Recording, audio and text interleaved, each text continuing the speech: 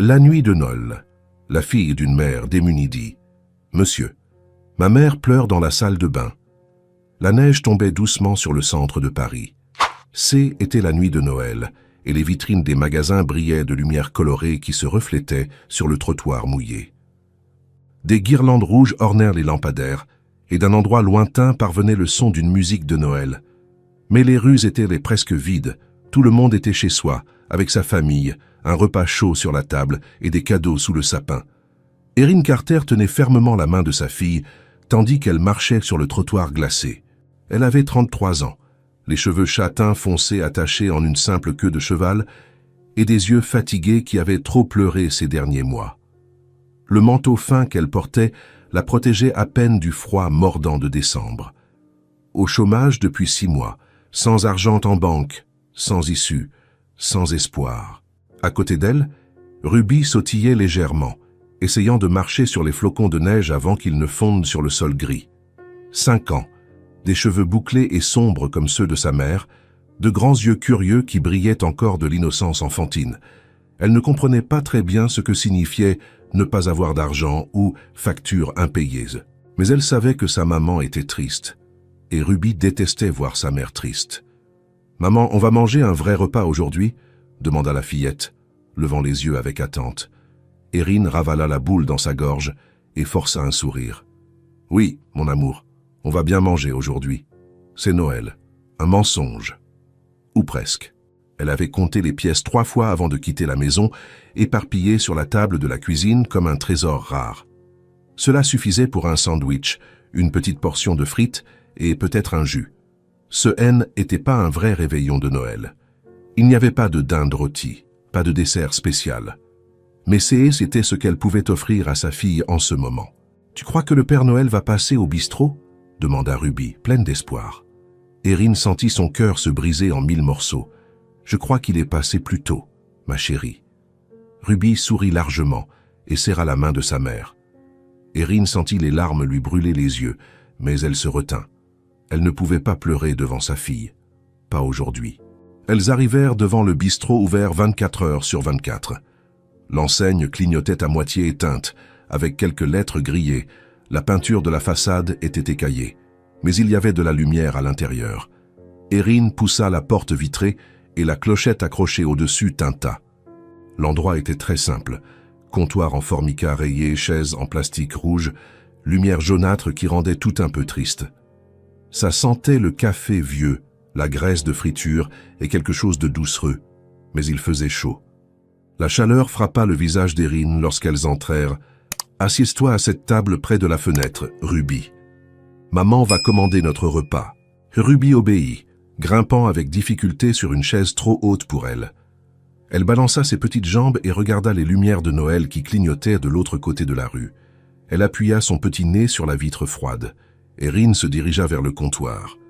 L'employé, un homme d'âge moyen avec un tablier sale, ne la regarda même pas vraiment. « Ce sera quoi ?» demanda-t-il d'une voix fatiguée. « Un sandwich au poulet, une petite portion de frites et un jus d'orange, s'il vous plaît. » « Autre chose ?» Elle regarda le menu accroché au mur. Tarte aux pommes pour 3 €, chocolat chaud pour 2,50 €, des choses simples qu'elle ne pouvait pas se permettre. « Non, ce sera tout. » L'homme prit la commande sans intérêt et cria l'ordre à la cuisine. Erin prit les pièces dans son vieux sac, les compta à nouveau et paya la main tremblante. Il lui restait 37 centimes. Était tout ce qu'elle avait.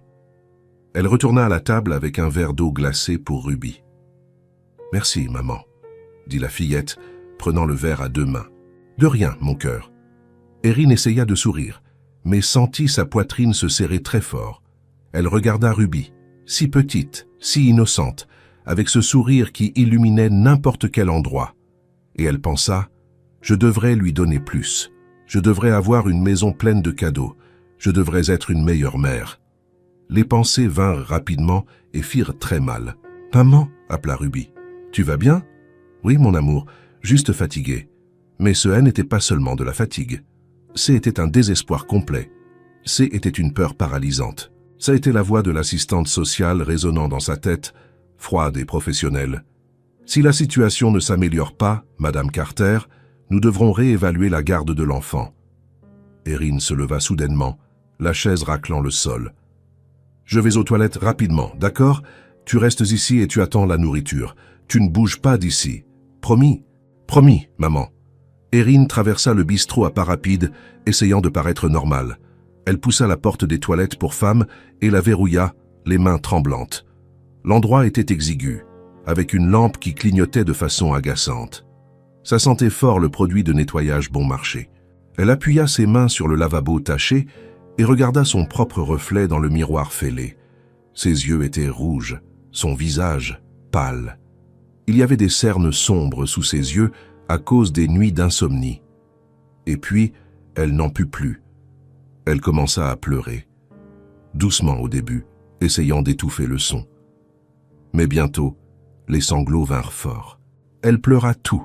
La peur de perdre Ruby, la honte de ne pas pouvoir donner le minimum à sa fille, la fatigue de se battre seule. Elle couvrit sa bouche avec sa main. « Je ne peux pas la perdre. S'il te plaît, mon Dieu, je ne peux pas. Elle est tout ce que j'ai. » Dehors, dans le bistrot, la cloche de la porte tinta. Nathan Price entra, secouant la neige de son manteau de laine noire. Il était grand, avec de larges épaules, des cheveux sombres peignés en arrière et quelques mèches grises aux tempes, des yeux marrons profonds, fatigués mais doux, 38 ans, propriétaire de l'une des plus grandes entreprises de technologie du pays, assez riche pour ne plus jamais avoir à travailler, assez puissant pour avoir tout ce qu'il voulait, et malgré tout cela complètement seul. Il n'était pas à Paris par hasard, il fuyait les fêtes vides pleines de gens intéressés, les faux sourires, les gens qui ne voulaient quelque chose de lui. Alors il avait marché dans la ville, sans destination, juste pour sentir le froid sur son visage et se souvenir qu'il était toujours en vie. Il s'approcha du comptoir. « Un café, s'il vous plaît. Noir, sans sucre. » L'employé le servit sans rien dire. Nathan prit la tasse chaude et resta debout, appuyé contre le comptoir, regardant par la fenêtre. La neige continuait de tomber, couvrant la ville. Cela ressemblait à une carte postale, belle, vide, solitaire comme lui. C'est alors qu'il sentit une légère traction sur la manche de son manteau. Nathan baissa les yeux et vit une petite fille aux cheveux bouclés sombres, de grands yeux effrayés fixés sur lui. Elle se mordait la lèvre, nerveuse. « Monsieur !» Il s'accroupit immédiatement, se mettant à sa hauteur. « Bonjour, ma chérie. Qu'est-ce qu'il y a? Tout va bien ?» Ruby se mordit la lèvre plus fort. Puis elle regarda rapidement la porte des toilettes et revint vers lui. « Elle pleure beaucoup. Vous pouvez l'aider ?» Le cœur de Nathan se serra fort. Ce haine n'était pas de la pitié. C était une inquiétude sincère. « Qui pleure, ma chérie? Ta maman ?»« Oui, » murmura Ruby. « Elle est allée aux toilettes et je crois qu'elle est très triste. Elle pleure beaucoup quand elle pense que je ne la vois pas. Mais je la vois toujours. » Nathan sentit une boule dans sa gorge. Il y avait tant de douleur dans ses mots d'enfant. Où est-elle maintenant? Ruby pointa du doigt le couloir sombre. « Là-bas? À cette porte ?» Nathan se leva, laissa le café sur le comptoir et marcha jusqu'au couloir. Il s'arrêta devant la porte des toilettes et frappa doucement. « Excusez-moi, tout va bien à l'intérieur. Besoin d'aide. » Un silence tendu. Puis, une voix rauque. « Je sors tout de suite. »« Pardon. »« Pas de panique, » dit-il, gardant sa voix calme. « Je voulais juste savoir si vous alliez bien. Votre fille était inquiète. » De l'autre côté, Erin essuya son visage à la hâte avec du papier essuie-tout, respira profondément plusieurs fois pour se calmer et ouvrit la porte lentement. Elle s'attendait à trouver peut-être une serveuse, mais C était un homme. Grand, manteau cher mais yeux doux. « Votre fille était inquiète pour vous, » répéta-t-il. Erin écarquilla ses yeux rouges. « Ruby? Elle vous a appelé? » Elle l'a fait, et elle a très bien fait. Erin ne savait pas quoi dire. Elle se sentait exposée, honteuse. Cet homme était clairement quelqu'un d'important. Et elle, juste une mère brisée. Nathan vit ses yeux rouges, son air nerveux. « Attendez ici une seconde. » Il retourna au comptoir, prit un verre d'eau glacée et le lui apporta. « Peut-être que cela vous aidera à respirer un peu. » Erin le prit, les mains tremblantes, et but lentement. L'eau froide descendit, calmant la boule dans sa gorge. Il ne dit rien de plus. Il ne posa pas de questions invasives. Il resta juste là, sans faire pression, sans juger. « Merci » murmura-t-elle. « De rien, vraiment. » Ils retournèrent ensemble à la table. Ruby sourit de soulagement en voyant sa mère. « Maman, le monsieur est très gentil. » Erin essaya de sourire. « Oui, il a été aimable. » L'employé apporta le sandwich et les frites, les posant sur le comptoir. Erin alla les chercher, mais Nathan s'avança. « Laissez-moi vous les apporter. » Il apporta l'assiette et la posa devant Ruby. La fillette regarda avec des yeux brillants. « Merci. » Nathan resta debout à côté de la table, un peu mal à l'aise. Il ne voulait pas partir. Il ne savait pas pourquoi. Il ne voulait juste pas s'en aller. « Vous allez passer Noël ici, au bistrot ?» Erin baissa les yeux. « Oui, nous n'avons pas d'autre endroit. » Ruby, qui avait déjà mordu dans son sandwich, hocha la tête, enthousiaste. « On va manger un sandwich de Noël. C'est notre nouvelle tradition. » La façon dont elle l'a dit, si joyeusement, faisant paraître magique ce qui ne l'était pas, fit mal au cœur de Nathan. Il regarda Erin, qui détournait le regard, clairement honteuse. Et c'est là qu'il décida. Une décision impulsive, peut-être même folle, mais qui lui parut la chose la plus juste à faire. « Voudriez-vous passer cette soirée avec moi ?» Erin leva brusquement la tête, surprise. « Quoi ?»« Rien de compliqué, je vous le promets, » dit-il avec prudence. « Juste de la compagnie. J'habite tout près. J'ai de la vraie nourriture, un sapin de Noël. Et, pour être honnête, j'y étais seul aujourd'hui aussi, complètement seul. Il y avait quelque chose de vrai dans sa voix, quelque chose de triste et de réel. » Erin hésita.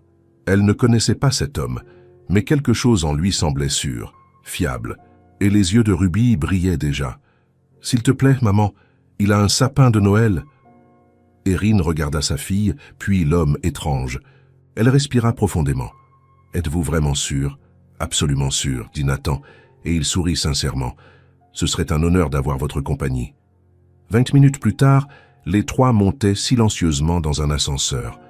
Ruby serrait la main de sa mère, les yeux fixés sur les chiffres qui clignotaient. Erin était toujours tendue, essayant de tout assimiler, essayant de faire confiance. Quand la porte s'ouvrit, Ruby laissa échapper un petit cri. Le penthouse était immense, des canapés en cuir sombre, une cheminée crépitante, des fenêtres géantes montrant toute la ville couverte de neige. Et dans le coin du salon, un sapin de Noël de 3 mètres, plein de lumière dorée et de décorations brillantes. « Waouh !»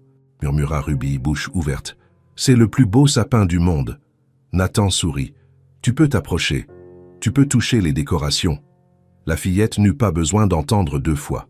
Elle courut vers le sapin, enchantée, touchant les boules colorées comme des trésors. Erin resta immobile à l'entrée, les mains nerveusement entrelacées. Tout ici était cher, beau, parfait. Elle se sentait déplacée. « Détendez-vous vraiment, » dit Nathan, enlevant son manteau. « Mettez-vous à l'aise. Ma maison est votre maison. » Il se dirigea vers la cuisine ouverte, tout en marbre et en acier inoxydable. Il commença à sortir des plats du réfrigérateur. Dinde rôtie, purée de pommes de terre crémeuses, légumes rôtis, pain français, une tarte aux pommes. « Je ne suis pas le meilleur cuisinier, » plaisanta-t-il, allumant le four. « Mais on peut tout réchauffer et faire un dîner décent. » Erin se décida enfin à bouger. Elle alla à la cuisine. « Laissez-moi vous aider, s'il vous plaît. C'est le moins que je puisse faire. »« Ce n'est pas nécessaire. »« Je veux, » insista-t-elle, avec détermination. Ils travaillèrent côte à côte dans un silence confortable. Nathan réchauffait la nourriture. Erin dressait la table avec soin. Ruby fredonnait près du sapin. Lorsqu'ils s'assirent à table, Nathan servit généreusement les assiettes. Ruby mangea avec appétit, souriant à chaque bouchée, disant que c'était la chose la plus délicieuse. Erin avait du mal à avaler, non pas parce que la nourriture n'était pas bonne, mais parce que les émotions étaient bloquées. « Vous avez de la famille ici ?» demanda Erin, brisant le silence. Nathan secoua la tête lentement. « Plus maintenant. Mes parents sont morts il y a 10 ans dans un accident. Je n'ai pas de frères et sœurs. Je ne me suis jamais marié. Ça doit être solitaire. » Il la regarda vraiment, et y vit de la compréhension. Pas de la pitié, de la compréhension. « Oui, très solitaire, admit-il. Et vous Vous avez de la famille ?» Erin baissa les yeux. « Non, je n'ai personne, juste Ruby. Ça a toujours été nous deux. » Nathan perçut le poids dans les mots. Il y avait une douleur ancienne là. « Que s'est-il passé ?» demanda-t-il d'une voix douce. « Si vous voulez en parler, bien sûr. » Erin respira profondément. Elle regarda Ruby, qui était distraite. Et puis elle commença à parler. Elle raconta qu'elle était au chômage depuis 6 mois, qu'elle avait frappé à toutes les portes, déposé des CV partout, mais personne ne l'appelait. Elle parla des factures en retard, du loyer impayé, de la nourriture qui s'épuisait, et puis, la voix tremblante, elle parla de l'assistante sociale. Elle a dit que, si je ne me stabilisais pas rapidement, ils pourraient me retirer la garde de Ruby. Des larmes coulèrent. Ils ont dit que je ne pouvais pas fournir le minimum, qu'elle serait mieux avec une autre famille. Sa voix se brisa. Je ne veux pas perdre ma fille. Elle est tout ce que j'ai. Tout, vraiment. Elle couvrit son visage et pleura. Nathan sentit son cœur se briser. Il tendit la main et tint la sienne fermement, mais avec douceur. « Erin, regardez-moi. » Elle leva ses yeux rouges. « Vous n'allez pas perdre Ruby. Je ne laisserai pas cela arriver. Comment pouvez-vous en être sûr? Parce que je vais vous aider, de toutes les manières possibles, avec tout ce dont vous aurez besoin. Vous n'êtes plus seul dans cette situation. » Elle pleura davantage, mais cette fois avec de l'espoir mélangé. Ruby, qui avait entendu sa mère pleurer, lâcha son verre et vint en courant. Elle grimpa sur les genoux d'Erin et l'embrassa fortement au cou. « Ne pleure pas, maman. Nathan a dit qu'il allait nous aider. Et je le crois. » Erin serra sa fille de toutes ses forces. Nathan regarda ces deux-là et ressentit quelque chose qu'il n'avait pas ressenti depuis des années. Il se sentit nécessaire, important d'une manière que l'argent n'avait jamais procurée. Le dîner se termina avec Ruby excitée, montrant chaque décoration du sapin. Erin était plus calme, mais pour la première fois depuis des mois, il y avait de l'espoir dans ses yeux. Quand vint l'heure de partir, Nathan insista pour appeler et payer un taxi. À la porte, Ruby serra ses jambes très fort. « Merci pour le meilleur Noël de ma vie », il s'accroupit et la serra dans ses bras. « Merci de m'avoir permis d'en faire partie. » Erin tendit la main formellement, mais Nathan la tira dans une étreinte rapide. « On se revoit bientôt, d'accord ?»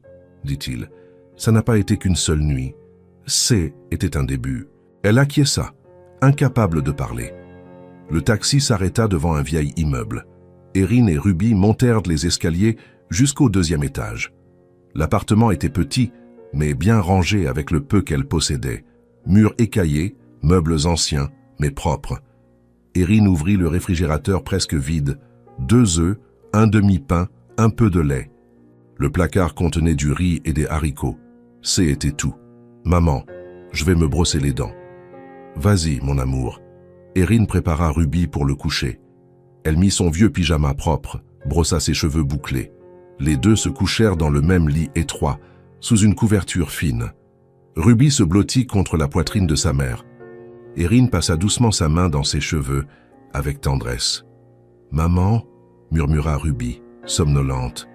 Aujourd'hui, était le plus beau Noël. Erin sentit les larmes brûler. Elle se retint de pleurer bruyamment. « Oui, mon amour. » Ruby s'endormit rapidement. Erin resta à regarder le plafond fêlé, pensant.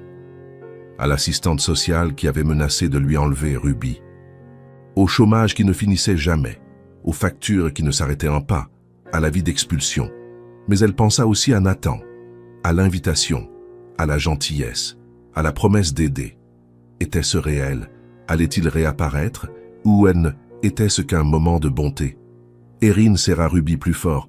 « S'il te plaît, mon Dieu, fais que ce soit réel. Fais qu'il nous aide vraiment. Je n'en peux plus de me battre seul. » De l'autre côté de la ville, Nathan était seul dans le Penthouse, assis sur le canapé, regardant le sapin de Noël qui, plus tôt, avait semblé si vivant avec Ruby sautillant autour. Maintenant, le silence était revenu. Le vide était revenu. Mais quelque chose était différent. Il pensa à la petite fille aux cheveux bouclés qui avait tiré la manche de son manteau, au courage qu'elle avait eu de demander de l'aide, à la mère qui pleurait dans les toilettes, essayant d'être forte, se battant seule. Il pensa à la sensation qu'il avait eue pendant le dîner, d'appartenir à quelque part.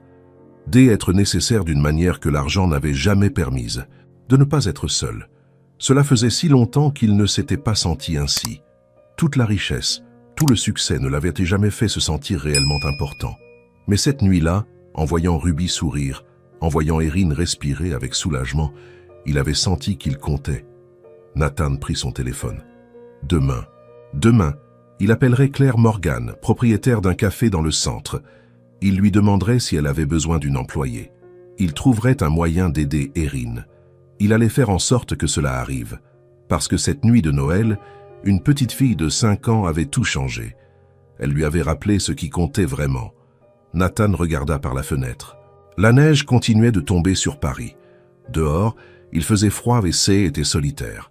Mais à l'intérieur de lui, quelque chose avait changé. Quelque chose avait commencé.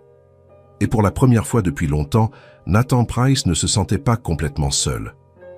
Erin était dans la cuisine du petit appartement, essayant de faire du café avec le peu qu'elle avait, lorsque son téléphone portable vibra sur la table. Elle regarda, elle, écran, méfiante. Presque personne ne lui envoyait de message. C était un numéro inconnu.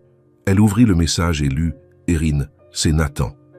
J'ai obtenu votre numéro auprès de la compagnie de taxi d'hier. J'espère que ça ne vous dérange pas. Si vous le pouvez, retrouvez-moi demain à 10h sur la place centrale. J'aimerais beaucoup vous revoir toutes les deux. » Son cœur s'accéléra. Il avait cherché son numéro.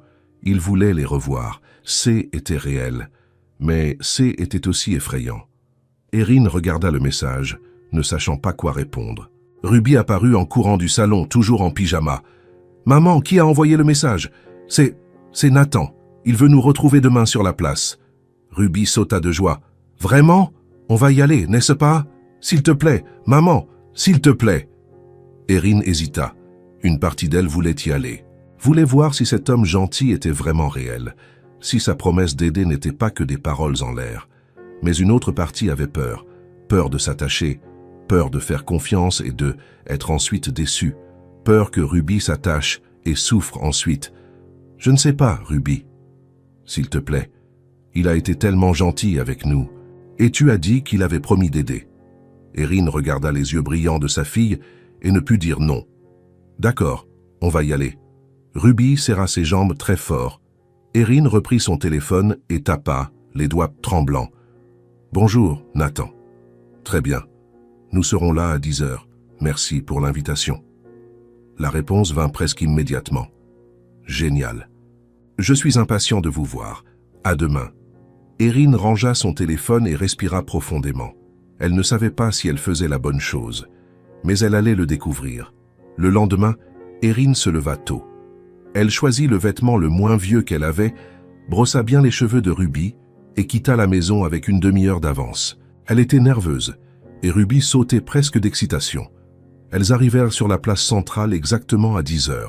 L'endroit était magnifique. La neige fraîche couvrait les bancs en bois.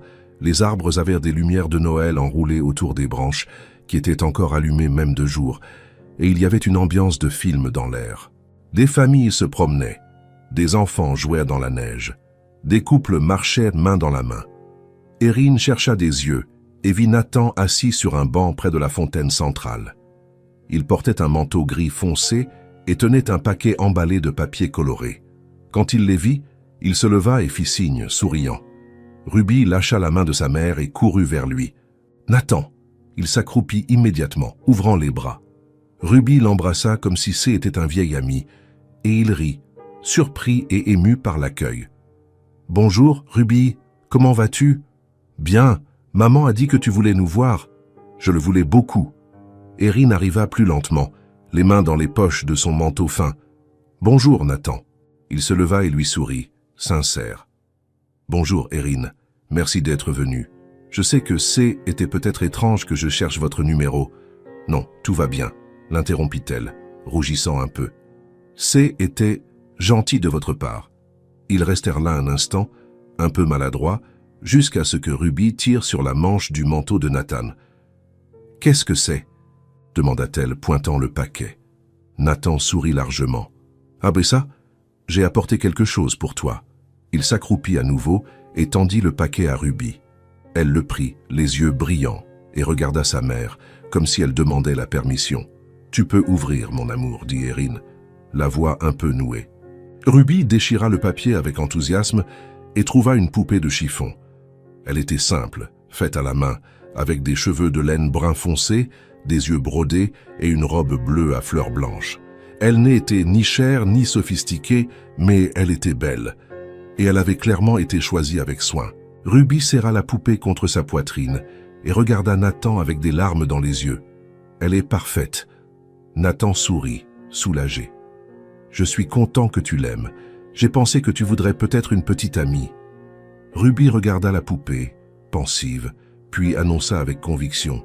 « Elle va s'appeler Espérance. » Erin sentit son cœur se serrer. Espérance. C'était exactement ce que représentait cette poupée. Nathan sembla également ému. Espérance est un joli nom.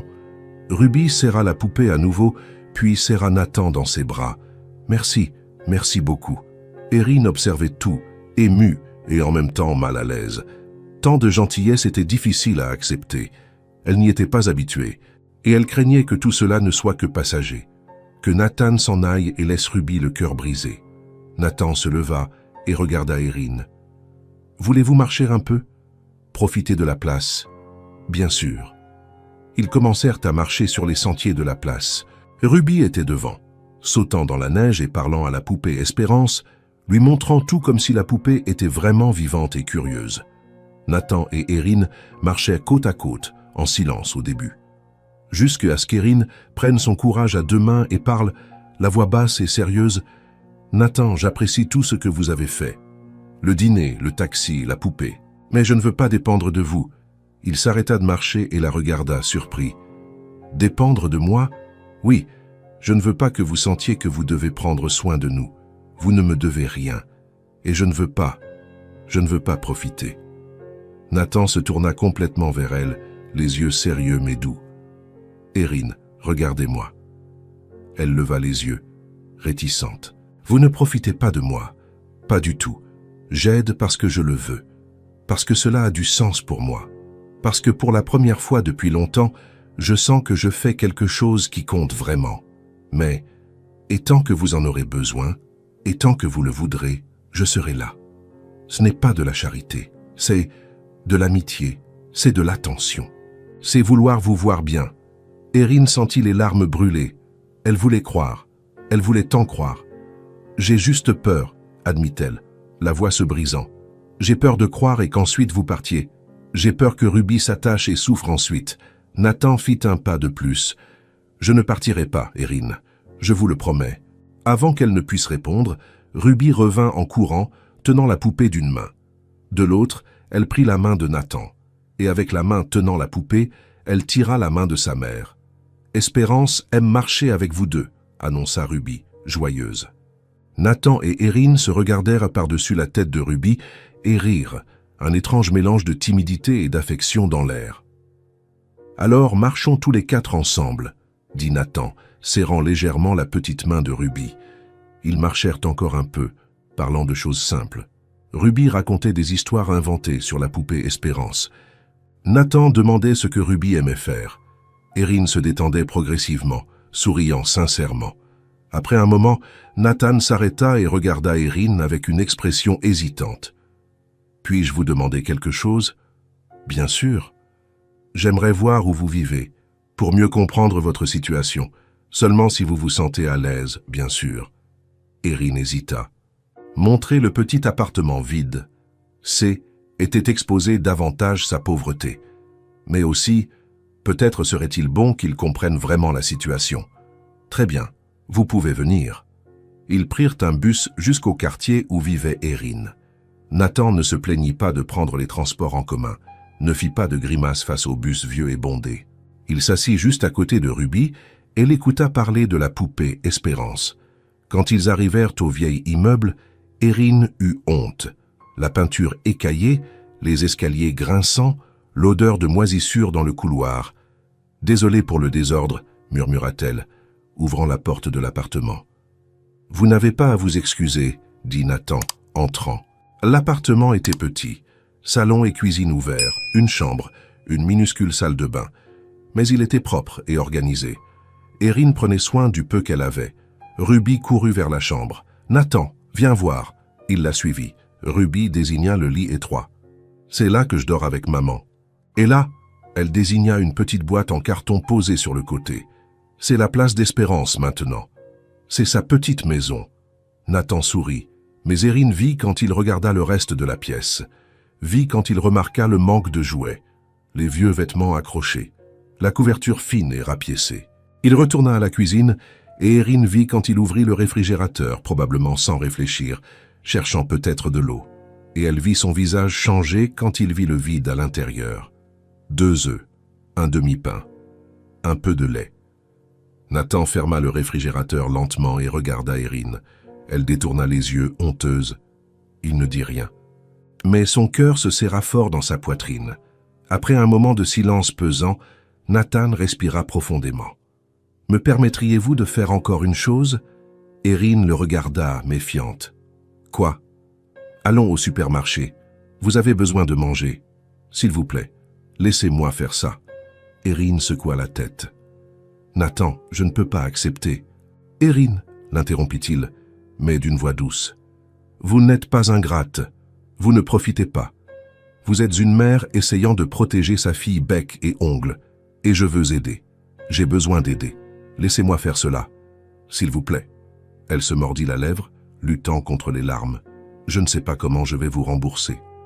Vous n'avez rien à payer. Acceptez juste l'aide. » Ruby apparut tenant la poupée. « On va au supermarché, maman ?»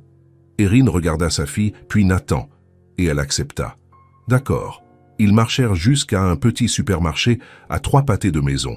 Nathan prit un chariot et le donna à Ruby. « Tu choisis ce qu'Espérance aimerait manger. » Ruby rit et commença à mettre des choses dans le chariot. Fruits, pain, lait, œufs, fromage, jambon. Des choses simples qui, pour elle, étaient des trésors. Erin restait derrière, essayant d'enlever quelques articles discrètement. Ruby, c'est trop, mais Nathan les remettait dans le chariot, souriant. Vous le méritez. Tout ça et plus encore. En marchant dans les allées, ils conversèrent.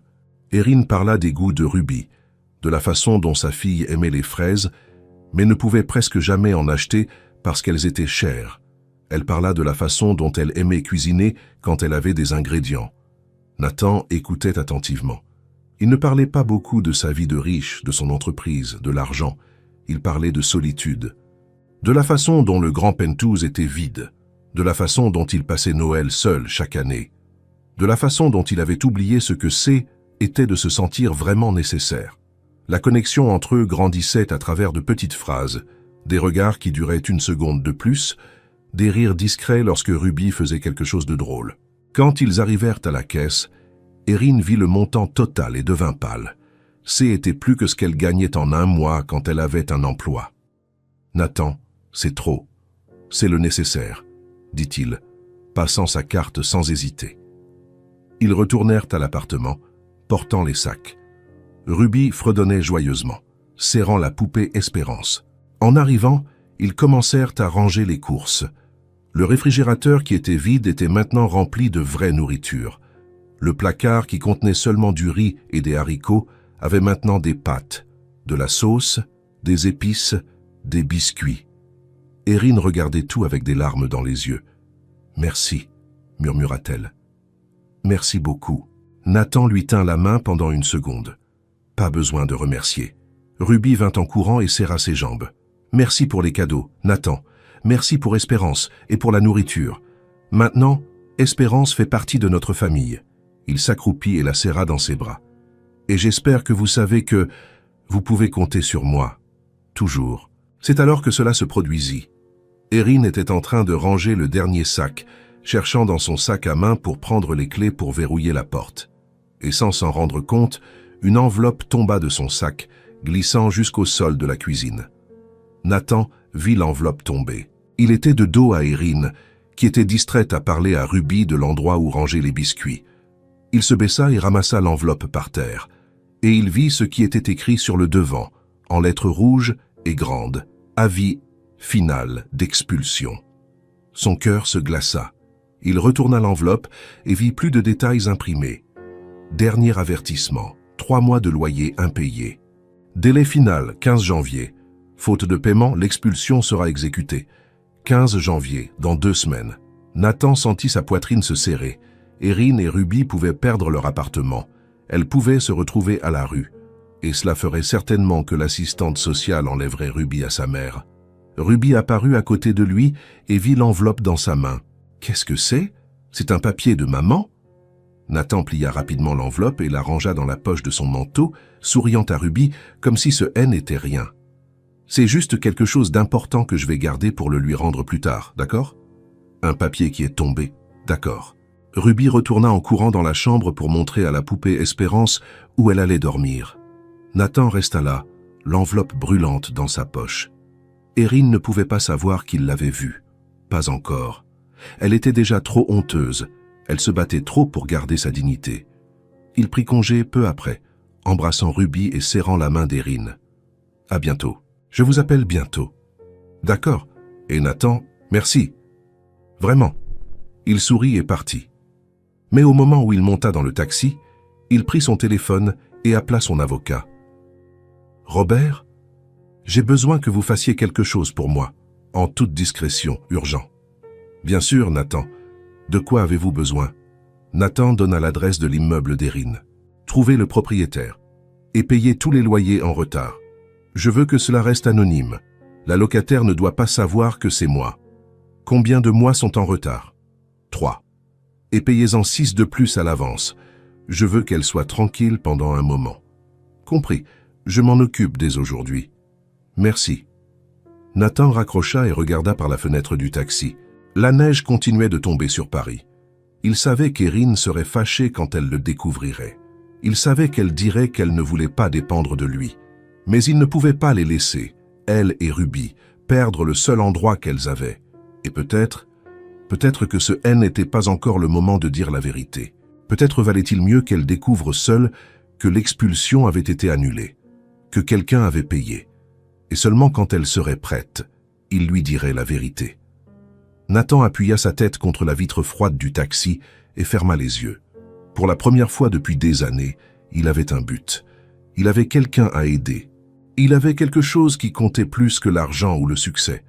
Il avait Erin et Ruby, et il n'allait laisser rien de mal leur arriver. Rien. Erin se réveilla tôt ce matin-là avec une détermination qu'elle n'avait pas ressentie depuis des mois.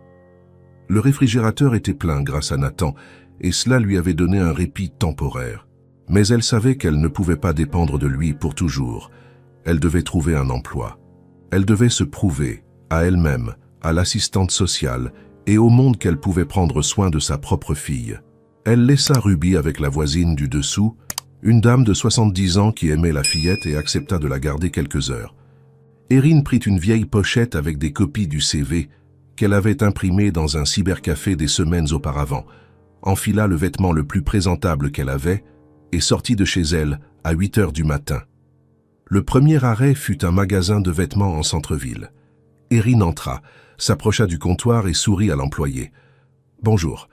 J'aimerais laisser mon CV. Est-ce que vous embauchez ?» La femme la regarda avec peu d'intérêt. « Non, désolé. Nous n'embauchons pas en ce moment. Avez-vous une idée de quand vous ouvrirez un poste ? Je ne sais pas. Peut-être l'année prochaine. » Erin remercia et sortit. L'année prochaine, c'était trop tard. Elle alla à un petit marché 2 rues plus loin. Elle demanda le gérant, attendit 15 minutes debout, et quand il apparut, elle lui tendit le CV, les mains moites. « Je cherche du travail, n'importe quel poste. Caissière, rayonniste, femme de ménage. N'importe quoi. » Le gérant jeta un coup d'œil au CV, sans vraiment le lire. « Nous avons déjà complété l'équipe pour l'année. Pas de poste. Pourriez-vous garder mon CV, au cas où quelque chose s'ouvrirait ?» Il prit le papier et le jeta dans un tiroir plein d'autres CV oubliés. « Bien sûr, si un poste s'ouvre, nous vous appellerons. » Erin savait qu'il ne l'appellerait pas, mais elle remercia et sortit. Elle passa dans une pharmacie. La réponse fut la même. « Désolé, nous n'avons pas de poste en ce moment. » Elle passa dans un café. La femme fut même gentille. « Écoutez, j'aimerais vous embaucher, mais le patron a coupé des employés. Tout le monde est serré. » Elle passa dans un bistrot, un restaurant de fast-food, un magasin de chaussures, une papeterie. Toujours la même réponse. « Non, non. » Non. Vers midi, Erin s'arrêta pour se reposer sur un banc de la place. Ses pieds lui faisaient mal. Elle portait de vieilles chaussures qui serraient, mais ces étaient les seules qu'elle avait qui semblaient un minimum professionnel. Elle regarda sa pochette. Il lui restait encore 10 CV. Elle devait continuer. Elle se leva et continua. Elle entra dans une animalerie. Il n'embauchait pas. Elle entra dans un magasin d'électronique. Il n'embauchait pas. Elle entra dans un salon de coiffure. La propriétaire la regarda avec pitié. « Ma chérie, j'ai à peine de quoi payer les filles qui travaillent déjà ici. »« Désolé. » Erin remercia, la voix fatiguée. L'après-midi tomba. Le soleil devint faible dans le ciel d'hiver. Erin continuait de marcher, frappant aux portes, distribuant des CV, entendant nom après nom après nom. Dans une boulangerie, le propriétaire dit qu'il venait d'embaucher quelqu'un la semaine dernière. Dans un club de sport, ils dirent qu'ils n'embauchaient qu'avec un diplôme en éducation physique. Dans une laverie, ils dirent que le poste était déjà pourvu. Erin sentait ses jambes lourdes. Son esprit était fatigué d'entendre tant de rejets. Son cœur était serré, un nœud grandissant dans sa poitrine à chaque porte qui se fermait devant elle.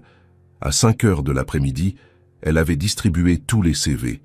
Elle n'avait pas réussi à obtenir même une vraie entrevue, pas une seule vraie promesse. Rien. Elle prit le bus pour rentrer chez elle. Elle s'assit à l'arrière, appuya sa tête contre la vitre froide et laissa les larmes couler en silence. Personne dans le bus ne remarqua, personne ne s'en soucia. Quand elle arriva à l'appartement, il faisait déjà nuit. Elle frappa à la porte de la voisine pour récupérer Ruby. « Comment s'est-elle comportée ?» demanda Erin, essayant de paraître normale. « Un amour, comme toujours, » dit la dame, lui rendant Ruby. « Elle a joué avec sa poupée toute la journée. »« Merci d'avoir pris soin d'elle. Pas de problème, ma chérie. Vous avez l'air fatiguée. » Ce fut une longue journée. Erin ramena Ruby à la maison. Elle avait à peine l'énergie de monter les escaliers. Quand elle ouvrit la porte de l'appartement, Ruby entra en courant, tenant la poupée Espérance. « Maman, Espérance veut manger des pâtes aujourd'hui. »« Alors faisons des pâtes pour Espérance, » dit Erin, essayant de sourire. Pendant qu'elle faisait chauffer de l'eau sur la cuisinière, Ruby s'assit à la table de la cuisine, balançant ses petites jambes. « Maman ? Oui, mon amour ? Tu as trouvé du travail aujourd'hui ?» La question vint innocemment, pleine d'espoir. Erin sentit son cœur se briser.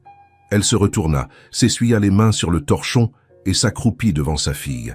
Elle tint les petites mains de Ruby et força un sourire fragile, même si ses yeux brûlaient de l'envie de pleurer. « Pas encore, mon amour, mais on continue d'essayer. Maman n'abandonne pas facilement. » Ruby inclina la tête. « Tu es triste ?»« Non, mon amour, juste fatiguée. Était une très longue journée. » Ruby serra sa mère dans ses bras. « Tout va bien, maman. Nathan a dit qu'il allait nous aider, tu te rappelles ?» Erin serra sa fille contre elle, cachant son visage dans ses cheveux bouclés. « Je me rappelle, oui. Mais maman a besoin de réussir à faire les choses seule aussi, d'accord ? » ?»« D'accord. Mais ne sois pas triste. Je ne le suis pas, je promets. » Elles dînèrent de simples pâtes avec de la sauce tomate. Ruby parla de sa journée, de la façon dont elle avait appris à la poupée Espérance à compter jusqu'à 10, de la façon dont la voisine lui avait donné un biscuit. Erin écoutait, essayant de se concentrer, mais son esprit était loin, pensant à toutes les portes qui s'étaient fermées ce jour-là, pensant qu'elle ne trouverait peut-être jamais de travail, pensant que peut-être elle ne réussirait vraiment pas à s'occuper de sa fille seule. Après le dîner, elle donna un bain à Ruby, la mit en pyjama, lui brossa les dents. Les deux se couchèrent dans le lit étroit, Ruby étant déjà presque endormie. « Bonne nuit, maman, » murmura la fillette. « Bonne nuit, mon amour. Fais de beaux rêves. » Ruby s'endormit en quelques minutes. Erin resta à regarder le plafond, sentant le poids de la journée tomber sur elle. De l'autre côté de la ville, Nathan était passé près du quartier d'Erin cet après-midi-là. Pas par hasard. Il s'était rendu là exprès, voulant voir si elles allaient bien, si elles avaient besoin de quelque chose. Il était dans sa voiture quand il vit Erin tourner au coin de la rue. Elle marchait lentement, les épaules affaissées, les pieds traînants. Elle semblait épuisée. Elle semblait vaincue. Il voulut sortir de la voiture, voulut courir vers elle et demander ce qui s'était passé. mais quelque chose l'en empêcha. Peut-être la peur d'envahir, de faire trop pression, de la faire se sentir étouffée. Alors, il observa simplement. Il vit quand elle entra dans l'immeuble, monta les escaliers avec difficulté, disparut derrière la porte. Nathan resta là encore quelques minutes, pensant. Erin se battait. Elle essayait de tout faire seule, et elle s'épuisait dans le processus. Il devait faire quelque chose de plus. Il devait vraiment aider. Pas seulement avec de la nourriture ou de l'argent, mais avec une solution réelle. Il prit son téléphone et ouvrit ses contacts. Il chercha le nom de Claire Morgan, son amie d'université, propriétaire d'un café en centre-ville. Il commença à taper un message, mais s'arrêta. Non, pas par message. Cela devait être personnel. Demain matin, il irait à son café. Il parlerait face à face. Il demanderait un service. Pas pour lui. Pour Erin. Pour Ruby. Il trouverait un moyen pour qu'Erin obtienne un vrai travail. Un endroit où elle pourrait travailler dignement, gagner son propre argent, prouver qu'elle en était capable. Nathan rangea son téléphone et regarda la fenêtre de l'appartement d'Erin, 2 rues plus loin. La lumière était encore allumée. Il l'imagina là-dedans, fatiguée, inquiète, luttant contre la peur et l'épuisement. Et il se promit de faire tout ce qui était en son pouvoir pour aider, parce qu'Erin et Ruby étaient devenues importantes pour lui. Plus importantes que n'importe quelle affaire, n'importe quel argent, n'importe quelle chose. Elles étaient réelles, elles étaient vraies, et il n'allait pas les laisser tomber, jamais. Le lendemain matin, Nathan gara sa voiture devant un café accueillant en centre-ville de Paris. L'endroit s'appelait « Lumière matinale » et avait des vitrines avec des rideaux en dentelle, des tables en bois rustique et une odeur de café frais qui arrivait jusqu'au trottoir. Ça, c'était le genre d'endroit où les gens se sentaient chez eux. Il entra et vit Claire Morgan derrière le comptoir, préparant un cappuccino.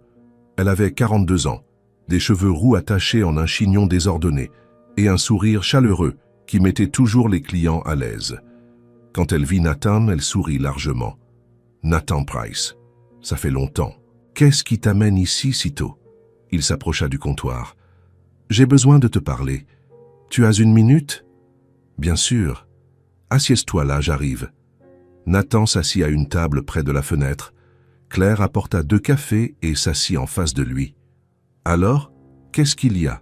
Nathan respira profondément. « Claire, j'ai rencontré quelqu'un qui a juste besoin d'une chance. Une mère célibataire, courageuse, qui se bat seule depuis des mois. Elle est travailleuse, dévouée, mais personne ne lui donne d'opportunité. » Claire inclina la tête, curieuse. « Et tu veux que je lui donne cette opportunité ?»« Je le veux. Elle a besoin d'un vrai travail. Et je sais que tu es juste, que tu traites bien tes employés. Ce serait parfait pour elle. » Claire prit une gorgée de son café, pensive. « Tu aimes cette personne, n'est-ce pas ?» Nathan hésita, mais acquiesça ensuite. « Oui, elle et sa petite fille, elles ont changé quelque chose en moi. » Claire sourit. « D'accord, j'accepte de la rencontrer.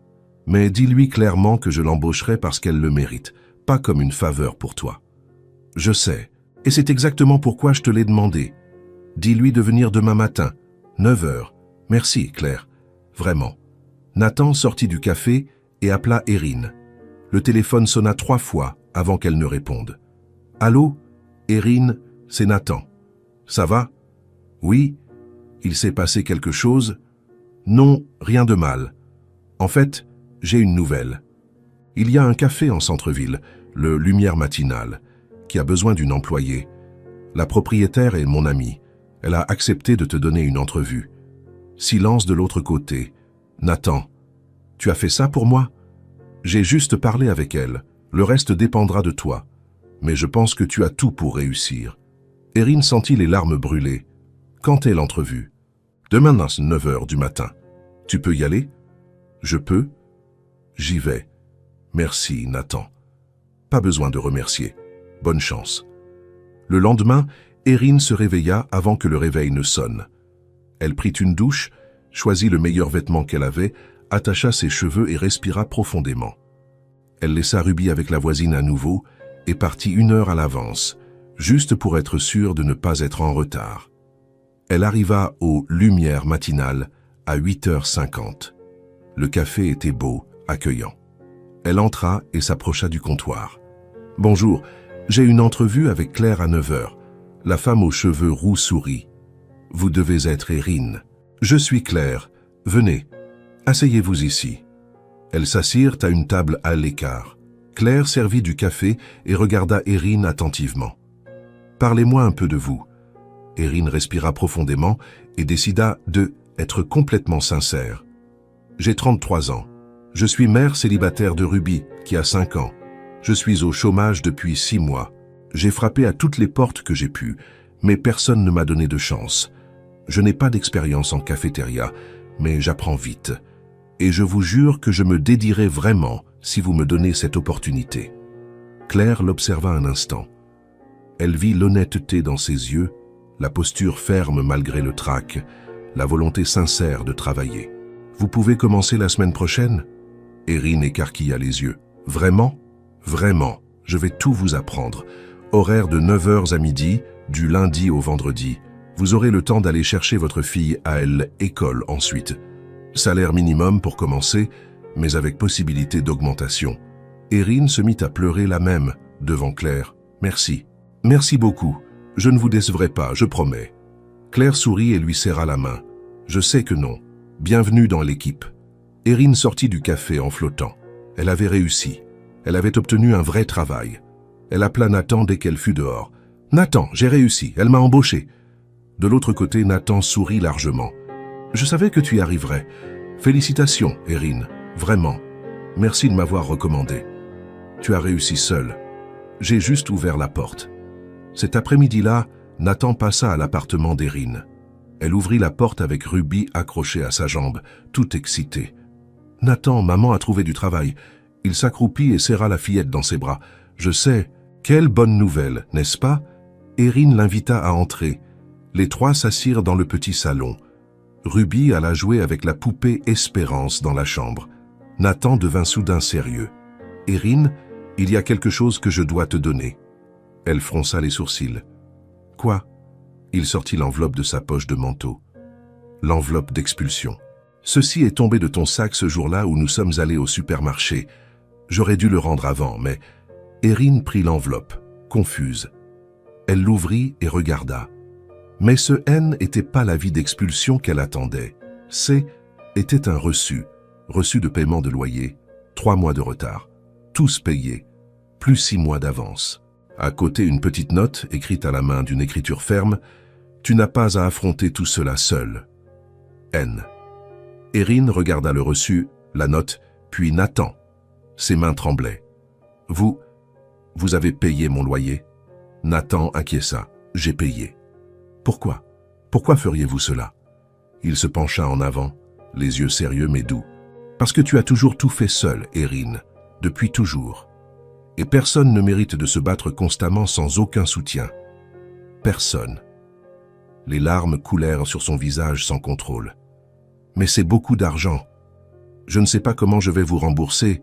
Tu n'as rien à payer. » « Nathan, Erin, écoute. J'ai de l'argent que je ne parviendrai jamais à dépenser. Et pour la première fois de ma vie, je l'utilise pour quelque chose qui compte vraiment, pour aider quelqu'un qui le mérite vraiment. Ce n'est pas de la charité, c'est de l'attention. » Erin couvrit son visage avec ses mains et pleura. Elle pleura de soulagement, de gratitude, d'émotion pure. Ruby entendit sa mère pleurer et vint en courant. Elle vit Nathan assis là et courut vers lui.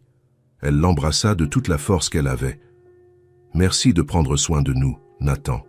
Merci beaucoup. » Nathan serra la fillette dans ses bras, sentant sa poitrine se serrer de émotion. « Vous n'avez pas à remercier. Vous méritez tout le bonheur. » Erin essuya ses larmes et regarda Nathan. Pour la première fois depuis longtemps, elle ne se sentait pas seule. Elle ne se sentait pas perdue. Elle avait un emploi. Elle avait son loyer payé. Elle avait de la nourriture dans le réfrigérateur. Et elle avait quelqu'un qui se souciait sincèrement d'elle et de sa fille. « Je ne sais pas quoi dire, » murmura-t-elle. Nathan sourit. « Tu n'as rien à dire. Accepte juste l'aide. Et continue d'être cette mère incroyable que tu es. » Ruby s'assit sur les genoux d'Erin, et les trois restèrent là, dans le silence confortable du petit salon. Le lien entre eux était plus fort que jamais. Erin avait enfin un véritable espoir. Nathan avait enfin un but, et Ruby avait enfin une famille qui grandissait autour d'elle. Les choses étaient en train de changer, et pour la première fois, elles changeaient pour le mieux. Les semaines suivantes furent différentes de tout ce qu'Erin avait vécu ces derniers mois.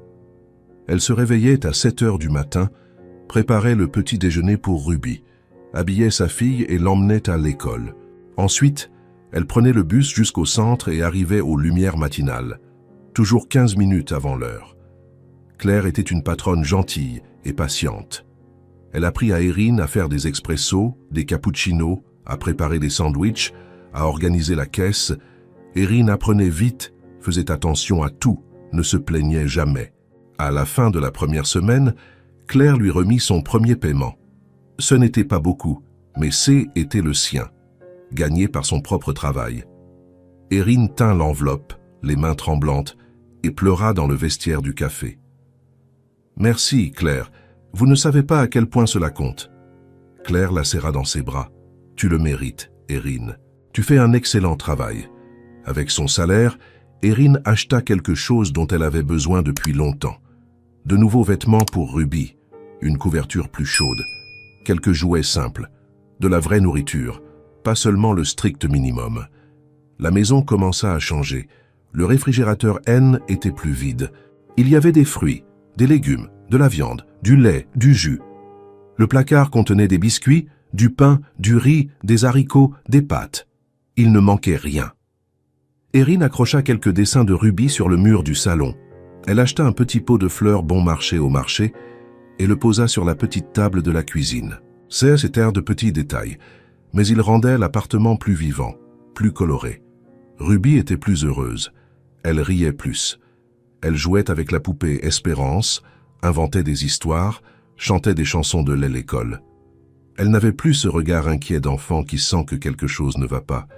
Et Erin parvenait enfin à dormir la nuit, sans se réveiller au milieu de la nuit avec le cœur battant de panique. La routine fonctionnait. Elle travaillait le matin, allait chercher Ruby à l'école à midi, passait l'après-midi avec sa fille. Elle faisait les tâches ménagères, jouait, cuisinait. Nathan passait de temps en temps pour rendre visite, apportant toujours quelque chose de petit. Un livre de coloriage pour Ruby, un chocolat, des fleurs pour Erin. Il n'envahissait jamais, il ne faisait jamais pression. Il était juste présent.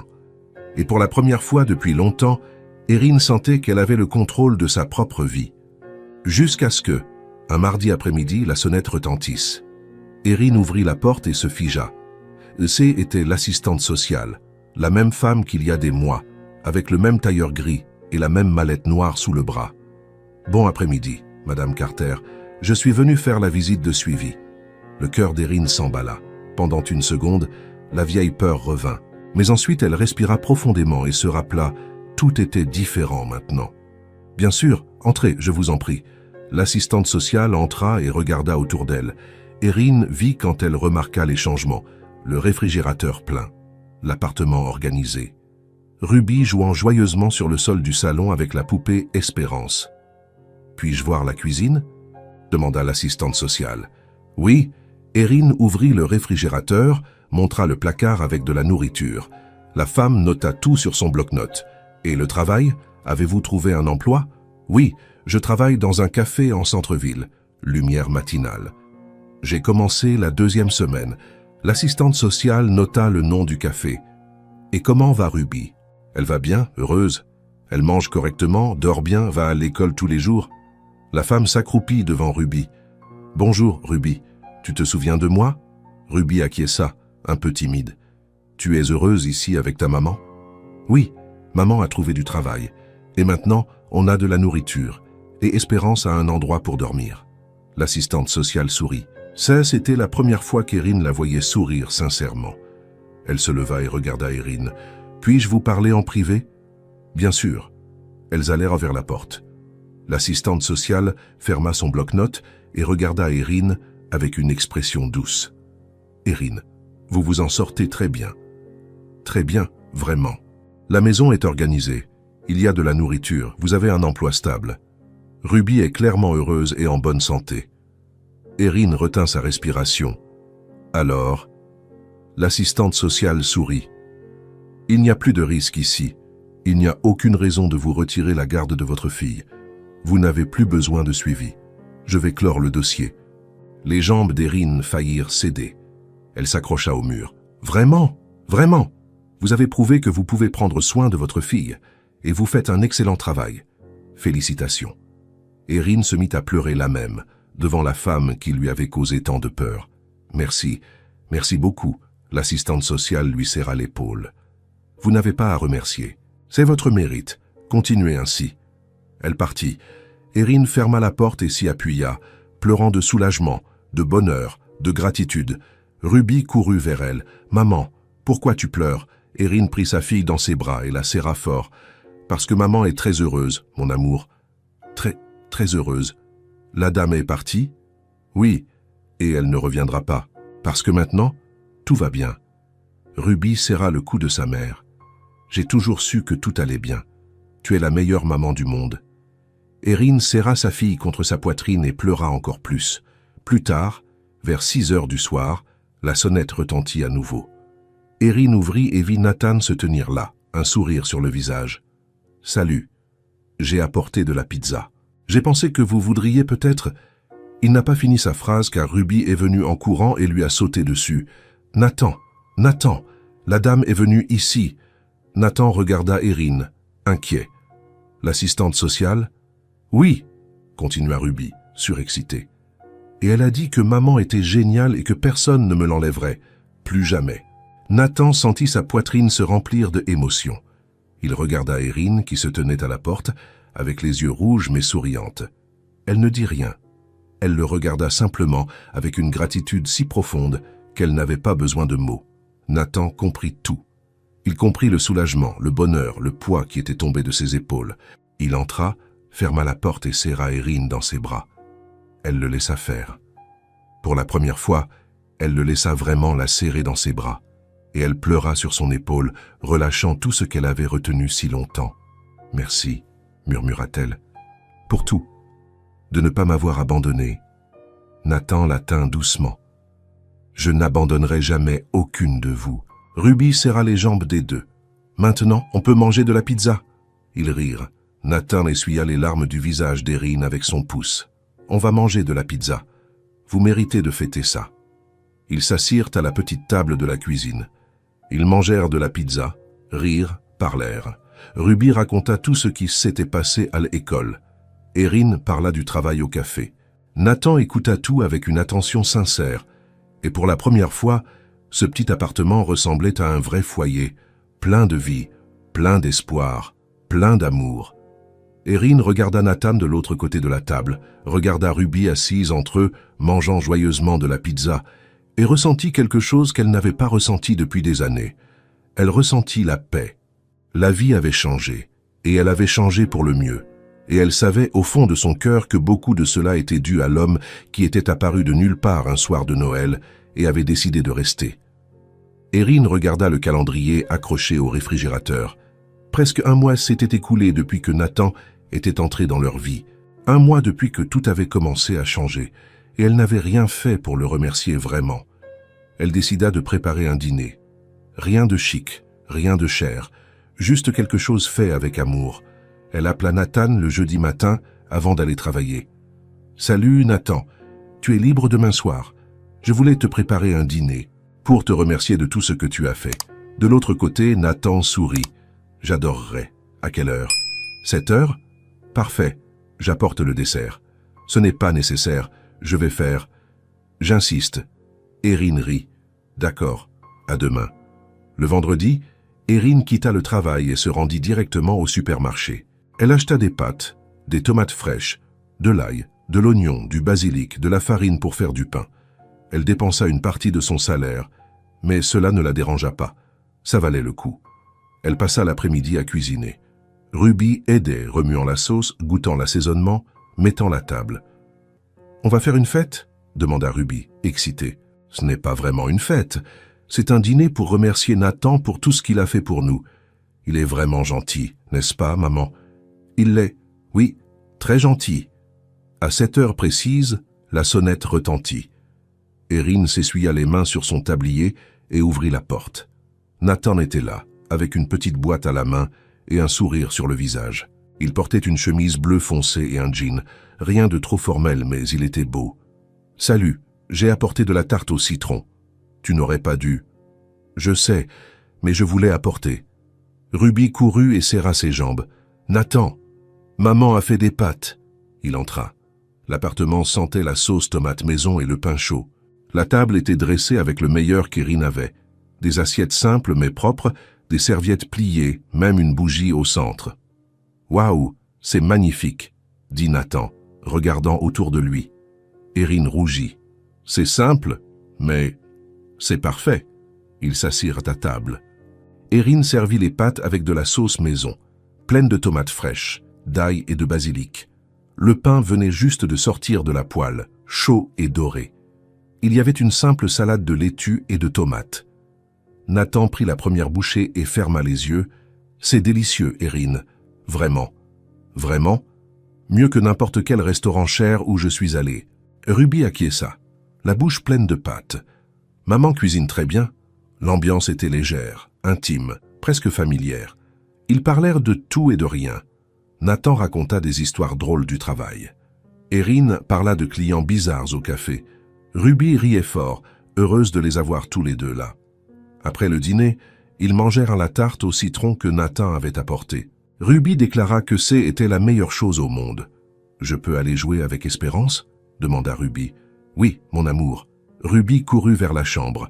Nathan aida Erin à débarrasser la table et à faire la vaisselle.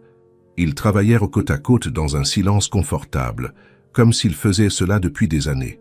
Quand ils eurent fini, ils allèrent au salon. Nathan s'assit sur le petit canapé.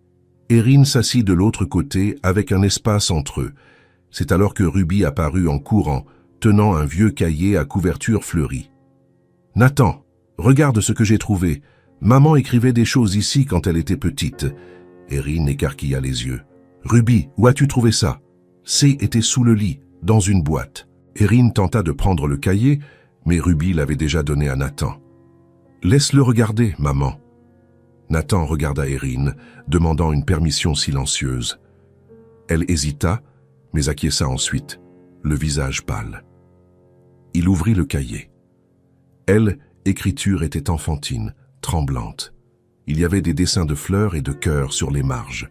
Et puis il lut un passage au milieu de la page. « J'y étais juste une enfant de 6 ans quand j'ai tout perdu.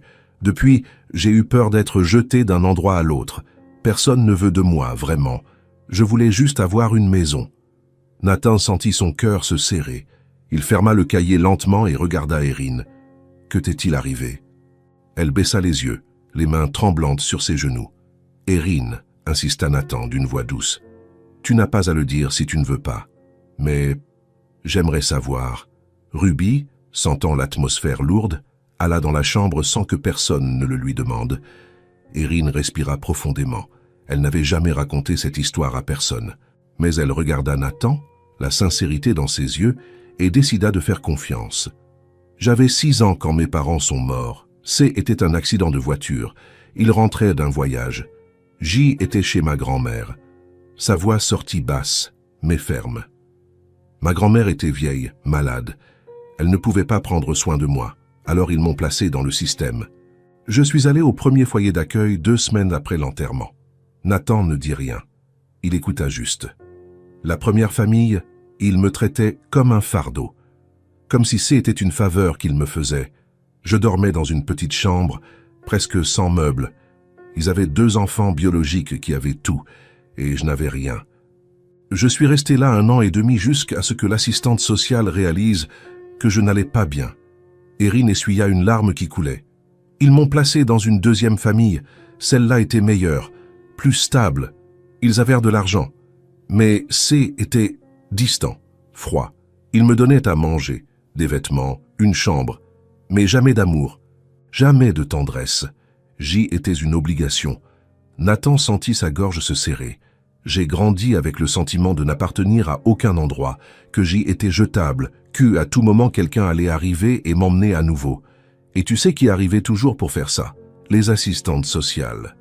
Elle regarda Nathan, les yeux pleins de douleur. J'ai développé une peur panique d'elle, parce que était toujours elle qui arrivait pour tout changer. pour me retirer d'un endroit et me jeter dans un autre. Et quand je suis tombée enceinte de Ruby, je me suis promis qu'elle ne passerait jamais, jamais par ça. Sa voix se brisa. C'est pour ça que je me suis tant battue. C'est pour ça que je ne demandais pas d'aide. Parce que je préférais mourir de faim plutôt que de laisser quelqu'un m'enlever ma fille. Je ne pouvais pas la laisser ressentir ce que j'avais ressenti. Je ne pouvais pas. Erin couvrit son visage avec ses mains et pleura. J'ai passé toute mon enfance à avoir peur d'être jeté. Et quand tu es apparu, étant si gentil, j'ai eu peur à nouveau. Peur de croire, de m'attacher et qu'ensuite tu partes. Je ne voulais juste pas que tu aies pitié de moi. Nathan se déplaça sur le canapé et s'assit à côté d'elle. Il prit ses mains entre les siennes. « Erin, regarde-moi. » Elle leva ses yeux rouges. « Je n'ai pas pitié de toi. J'ai de l'admiration. Tu es la personne la plus forte que j'ai jamais rencontrée dans ma vie. Tu as traversé des choses que personne ne devrait traverser. Et malgré tout, tu as élevé une fille magnifique, aimante, heureuse. Tu t'es battue seule contre le monde entier. Et tu as gagné. » Il serra ses mains. « Tu n'es pas jetable. Tu es précieuse, importante. Et je ne partirai pas. » Erin pleura davantage, mais cette fois avec du soulagement mélangé. Elle se sentait nue émotionnellement, vulnérable, exposée, mais aussi libre. Comme si un poids qu'elle portait depuis des années était tombé de ses épaules. L'ambiance était lourde, chargée d'émotions, mais aussi vraie, réelle. Nathan ne s'éloigna pas. Il resta là, tenant ses mains, la laissant pleurer. Et Erin réalisa que peut-être, finalement, elle avait trouvé quelqu'un qui restait. Dans les semaines qui suivirent, Nathan continua d'être présent. Mais quelque chose avait changé après cette conversation. Il était plus proche, plus attentif. Il passait au café presque tous les jours, juste pour prendre un café rapide et lui demander comment s'était passée sa journée. Claire savait déjà qui il était et souriait chaque fois qu'il apparaissait. Il emmenait Ruby prendre un chocolat chaud après l'école quand Erin devait rester plus longtemps au café. Il aidait avec de petites choses, réparer un robinet qui fuyait, changer une ampoule grillée, porter des courses lourdes. Mais il n'envahissait jamais, il ne faisait jamais pression. Il respectait toujours l'espace d'Erin. Et Erin commença à le voir différemment. Il n'était plus seulement l'homme riche qui les avait aidés, il n'était plus seulement le sauveur qui était apparu au bon moment. Était Nathan. Un homme bon, présent, fiable, quelqu'un qui restait même quand les choses étaient difficiles, quelqu'un qui se souciait vraiment. Et cela l'effrayait, parce qu'elle était en train de tomber amoureuse. Elle sentait son cœur s'emballer quand il apparaissait. Elle sentait des papillons dans l'estomac quand il souriait. Il lui manquait quand il n'était pas là, et elle avait peur. Peur de se livrer et de se blesser. Peur que Ruby s'attache trop et souffre ensuite. Peur de ne pas être suffisante pour un homme comme lui. Mais le sentiment grandissait, qu'elle le veuille ou non. Un vendredi soir, Nathan les invita toutes les deux à aller au parc voir les lumières de Noël. Était la dernière semaine avant qu'ils n'enlèvent les décorations. « On y va, ce sera beau. Et il y a du chocolat chaud gratuit sur la place. » Ruby sauta de joie. « Allons-y, maman, s'il te plaît. » Erin sourit. « Allons-y. » Ils marchèrent tous les trois. Le parc était magnifique, plein de lumières colorées sur les arbres, de guirlandes brillantes, de musique de Noël. Des familles se promenaient, des enfants couraient dans la neige. Des couples marchaient main dans la main. Ruby était devant, sautant dans la fine neige qui recouvrait le sol, montrant du doigt chaque nouvelle décoration. Nathan et Erin marchaient côte à côte, leurs épaules se touchant presque. Ils voulaient lui tenir la main, mais ils ne savaient pas s'ils devaient. Ruby s'arrêta devant un arbre énorme, tout couvert de lumière dorée. Elle se retourna et revint en courant. Et puis, avec le naturel typique d'un enfant, elle prit la main de Nathan d'une main et la main de sa mère de l'autre. « Marchons ensemble. » Ils marchèrent ainsi, tous les trois, Ruby au milieu balançant les bras. Et puis Ruby leva les yeux vers le visage de Nathan et dit quelque chose qui changea tout. « Tu pourrais être mon papa, n'est-ce pas ?» Silence. Erin retint sa respiration, son cœur s'arrêtant pendant une seconde. Nathan sentit son cœur s'emballer, battant si fort qu'il était sûr qu'elle pouvait l'entendre. Il s'arrêta de marcher et s'accroupit devant Ruby, se mettant à sa hauteur. Il regarda dans les yeux de la fillette, puis regarda Erin. Et puis il répondit, la voix tremblante de émotion. « J'aimerais beaucoup vous rendre heureuse, Ruby. J'aimerais beaucoup. Ruby sourit largement et l'embrassa. Erin sentit le sol disparaître pendant une seconde. Elle ressentit tout en même temps. Joie, peur, espoir, panique, amour. C'est était tout ce qu'elle voulait entendre, et tout ce qu'elle craignait le plus de croire. Parce que si elle y croyait, si elle laissait cela arriver, et qu'ensuite cela tournait mal, elle ne survivrait pas. Mais en regardant Nathan tenant Ruby, en regardant la façon dont il regardait sa fille, la façon dont il la regardait, elle, peut-être que cela valait le coup de risquer, peut-être que cela valait le coup de croire. Peut-être, finalement, qu'elle pourrait avoir une vraie famille. Nathan se leva, tenant toujours la main de Ruby. Il regarda Erin, et ses yeux disaient tout ce que sa bouche ne pouvait pas. « Je suis là. Je ne partirai pas. Je veux ça. Je vous veux. » Erin ne dit rien, mais elle prit sa main libre. Et les trois continuèrent à marcher dans le parc, main dans la main, comme une famille. Les lumières de Noël brillaient tout autour. La neige tombait doucement. Et pour la première fois de sa vie, Erin se permit de croire que peut-être, finalement, elle avait trouvé un endroit où elle appartenait. Un endroit appelé foyer. Et cet endroit n'était pas un appartement ou une maison. C était à côté de Nathan, avec Ruby entre eux. C était là. La tempête de neige commença sans avertissement. Erin était en train de préparer le dîner lorsqu'elle entendit le vent hurler dehors. Elle regarda par la fenêtre et vit la neige tomber fort, dense, rendant la rue presque invisible. « Maman, il neige beaucoup !» Ruby courut à la fenêtre, excitée. « Oui, mon amour, ce sera une nuit froide. » Erin retourna à la cuisine et continua de couper des légumes. Elle avait presque fini lorsque tout devint noir soudainement. La lumière S éteignit. Le réfrigérateur arrêta de faire du bruit. Le chauffage S éteignit. Tout devint silence et obscurité. Ruby laissa échapper un petit cri effrayé. « Maman, calme-toi, mon amour. L'électricité a dû tomber à cause de la tempête. Ça va revenir. » Mais Erin sentait son propre cœur s'emballer. L'obscurité, le froid, la sensation être piégée. Les souvenirs revinrent trop vite. Elle, à 6 ans, seule dans une chambre sombre dans un foyer d'accueil, attendant quelqu'un qui ne venait jamais. La peur être oubliée, la peur d'être seule pour toujours. Elle essaya de ne pas le montrer, mais ses mains tremblaient lorsqu'elle chercha à tâtons dans le tiroir où elle gardait des bougies. « Maman, j'ai peur !» se plaignit Ruby. « Tout va bien. Maman va allumer une bougie. » Erin trouva une boîte d'allumettes et alluma une petite bougie. La faible lumière éclaira la cuisine. Ruby vint en courant et s'accrocha à ses jambes. L'appartement se refroidissait rapidement. Sans chauffage, la température allait chuter beaucoup. Erin prit une couverture et enroula Ruby dedans. « Viens, on va s'asseoir ensemble sur le canapé. » Elles s'assirent sur le canapé, serrées l'une contre l'autre sous la couverture. La bougie vacillait sur la table. Dehors, la tempête continuait de faire rage. Erin essayait de paraître calme, mais à l'intérieur, elle était terrifiée. Et si l'électricité ne revenait pas? Et s'il faisait trop froid? Et si... La sonnette retentit. Erin fut surprise. Qui cela pouvait-il être à cette heure, avec cette tempête? Elle alla à la porte et ouvrit. Nathan était là, couvert de neige, tenant un grand sac et une boîte.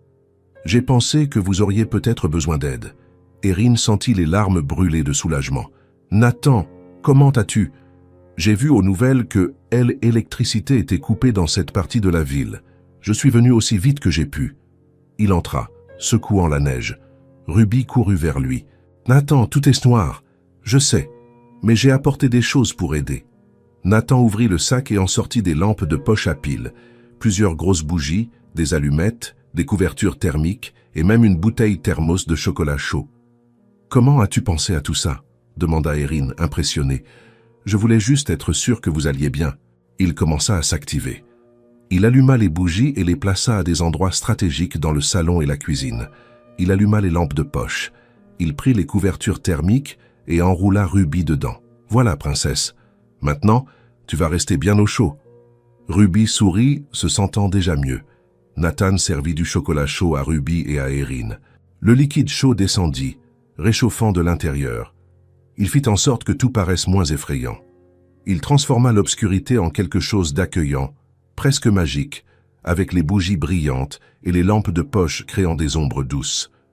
Erin l'observait prendre soin de tout, prendre soin d'elle, et sentit son cœur se serrer de gratitude et d'autres choses. Ruby but son chocolat et bâilla. « J'ai sommeil. Viens, je vais te mettre au lit, » dit Erin. Nathan aida. Ils emmenèrent Ruby dans la chambre, mirent des couvertures supplémentaires sur elle, laissèrent une lampe de poche allumée sur la table de chevet. « Bonne nuit, Ruby, » dit Nathan, l'embrassant sur le front. « Bonne nuit, Nathan. Tu restes? Je vais rester jusqu'à ce que l'électricité revienne. » Bien. Ruby ferma les yeux et s'endormit rapidement. Erin et Nathan retournèrent au salon. L'appartement était silencieux, seul le bruit de la tempête dehors. Les bougies éclairaient tout d'une lumière dorée. Ils allèrent à la fenêtre et restèrent là, regardant la neige tomber fortement. Nathan regarda Erin de côté. Elle semblait fatiguée, mais aussi fragile, vulnérable. « Tu avais peur quand je suis arrivé, » dit-il doucement. Erin hésita, mais acquiesça ensuite. « Oui, l'obscurité, ça me rappelle de mauvaises choses de l'enfance. Être seul dans des chambres noires en attendant quelqu'un qui ne venait jamais. » Nathan se tourna vers elle. « Tu n'es pas seul maintenant. Je sais, et ça m'effraie. » « Pourquoi ?» Erin respira profondément, regardant la neige dehors. « Parce que j'ai peur de m'attacher, peur de dépendre de toi et qu'ensuite tu partes, peur de tout perdre à nouveau, peur d'être laissé derrière. » Nathan fit un pas de plus. « Erin, regarde-moi. » Elle tourna son visage. Ils étaient très proches maintenant. « Je sais que tu as peur de dépendre de quelqu'un. Je comprends. Mais je ne veux pas être quelqu'un qui vient et qui part. Je ne veux pas être passager dans ta vie. » Il lui tint la main. « Je veux être quelqu'un qui reste, qui est là dans les bons jours et dans les mauvais jours, qui ne disparaît pas quand ça devient difficile. » Erin sentit les larmes couler. « Et si tu changes d'avis? Et si tu réalises qu'on est trop compliqué ?» Nathan fit encore un pas. Maintenant, ils étaient si proches qu'elle pouvait sentir sa chaleur. « Je ne te laisserai pas derrière, Erin. Je promets. » Il leva la main et essuya les larmes de son visage avec son pouce. Il regarda dans ses yeux, puis ses lèvres. Erin arrêta de respirer. Son cœur s'emballa. Nathan se pencha lentement. Elle ne recula pas. Leurs lèvres étaient à quelques centimètres, leur respiration se rencontrant, le monde entier disparaissant. « Maman, Nathan. » Les deux éloignèrent rapidement. Ruby se tenait à la porte de la chambre, tenant la poupée Espérance. « Qu'est-ce qu'il y a, mon amour ?» demanda Erin, la voix tremblante. « J'ai un peu peur. Vous dormez avec moi ?» Erin et Nathan se regardèrent. Le moment était passé. Mais peut-être que C était mieux ainsi. « Bien sûr, mon amour. On dort avec toi. » Les trois allèrent dans la chambre. Le lit était petit, mais ça allait. Ruby se coucha au milieu, Erin d'un côté, Nathan de l'autre. Ruby se blottit entre eux, serrant la poupée Espérance. « Maintenant, je n'ai plus peur, » murmura-t-elle. Erin tira la couverture, les couvrant tous les trois. Elle regarda Nathan de l'autre côté de Ruby. Il la regarda en retour, et doucement, sans que Ruby ne voie, leurs mains se rencontrèrent par-dessus la couverture. Leurs doigts s'entrelacèrent doucement. Ils ne dirent rien, ils n'en avaient pas besoin. Ruby s'endormit la première, respirant calmement. Erin resta à regarder sa fille, sentant la main de Nathan serrer la sienne. Et pour la première fois, elle n'eut pas peur. Elle se sentit en sécurité. Elle se sentit chez elle. Nathan regardait ces deux-là dans la faible lumière de la lampe de poche. La fillette qui avait volé son cœur avec une simple demande d'aide. La femme qui lui avait montré ce qu'était la vraie force. Et il réalisa qu'il ne voulait être nulle part ailleurs. Il voulait être là, dans ce petit lit, dans cet appartement simple, avec elle, parce que là, finalement, il appartenait. Dehors, la tempête continuait. Mais à l'intérieur de cette chambre, les trois dormaient serrés les uns contre les autres. Une famille, pas encore officiellement, pas encore sur papier, mais dans le cœur, elle était déjà. Et C était tout ce qui importait. 3 mois après cette nuit de tempête, la vie avait trouvé un rythme. Erin travaillait au café tous les matins et adorait son emploi. Claire était devenue plus qu'une patronne. C était une vraie amie. Le salaire N n'était pas énorme, mais il était le sien, gagné par son propre effort. Ruby était heureuse, en sécurité, pleine de vie. Elle réussissait bien à l'école, S était fait des amis, et la poupée Espérance restait sa compagne inséparable. Et Nathan. Nathan était devenu une partie de leur routine d'une manière si naturelle qu'il semblait qu'il avait toujours été là. Il passait au café tous les jours pour prendre un café et voir Erin. Il allait chercher Ruby à l'école quand Erin ne pouvait pas. Il dînait avec elles au moins 3 fois par semaine. Il aidait avec les devoirs, réparait les choses qui cassaient, jouait à la poupée avec Ruby sans se plaindre. Il était présent, toujours présent. Mais il dormait toujours dans le penthouse de l'autre côté de la ville. Il avait toujours une vie séparée de la leur, du moins officiellement, jusqu'à ce qu'un vendredi après-midi, il arrive à l'appartement plus tôt que d'habitude. Erin était sur le canapé, pliant du linge. Ruby était encore à l'école. « Salut », dit Nathan, entrant. Il avait une clé depuis des semaines. « Salut, il s'est passé quelque chose? Tu es en avance. J'ai besoin de te parler de quelque chose. » Erin arrêta de plier les vêtements, le cœur s'accélérant. « Tout va bien. Oui, en fait, j'espère que ça ira encore mieux. » Il s'assit à côté d'elle sur le canapé. Il prit sa main entre les siennes, nerveux.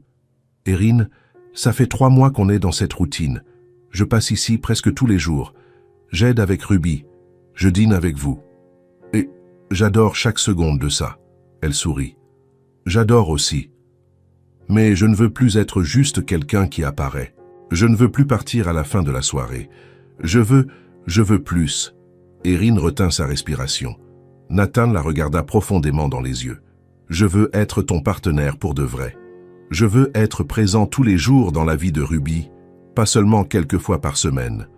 Je veux me réveiller avec vous, prendre le petit déjeuner ensemble, voir Ruby grandir tous les jours.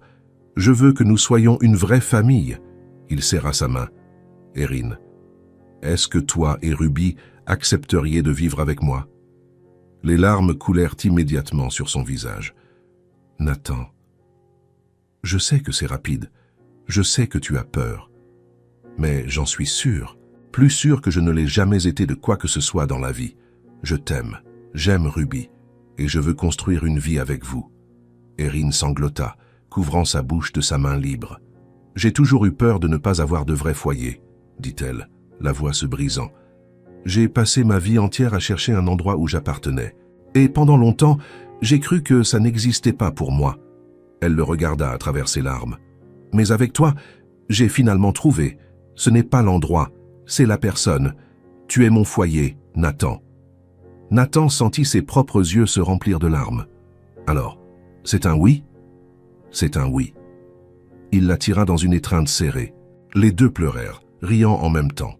C'est alors qu'ils entendirent la porte s'ouvrir. Ruby entra en courant, son sac à dos claquant dans son dos. « Maman, Nathan, regardez ce que j'ai dessiné à l'écho. » Elle s'arrêta, les voyant tous les deux en pleurs et s'étreignant. « Qu'est-ce qui s'est passé? Tout va bien ?» Erin essuya ses larmes et ouvrit les bras. « Viens ici, mon amour. Tout va plus que bien. » Ruby courut et sauta entre les deux. Nathan la prit dans ses bras. « Ruby, on a une nouvelle à te donner, » dit Nathan. « Quelle nouvelle ?» Erin serra sa petite main. Nathan a demandé si on aimerait vivre avec lui, dans sa grande maison, et maman a dit oui. Les yeux de Ruby devinrent énormes. « Vraiment? On va vivre avec Nathan, tous les 3, et Espérance aussi. » Ils rirent. « Et Espérance aussi, » confirma Nathan. Ruby cria de joie et serra son cou très fort. « Ça veut dire exactement ça. On va être une vraie famille. » Nathan regarda Erin par-dessus la tête de Ruby.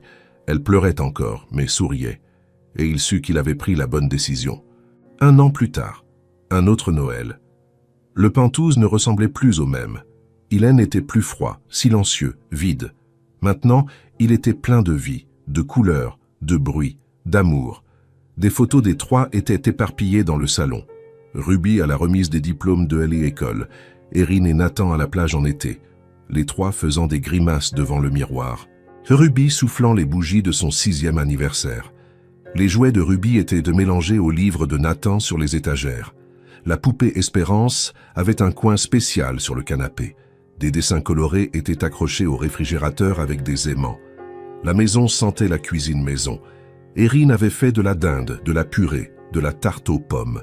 C était la veille de Noël, et ils allèrent la passer ensemble, comme une famille. Le sapin de Noël était au même endroit que toujours, mais cette année, il avait été décoré par les trois.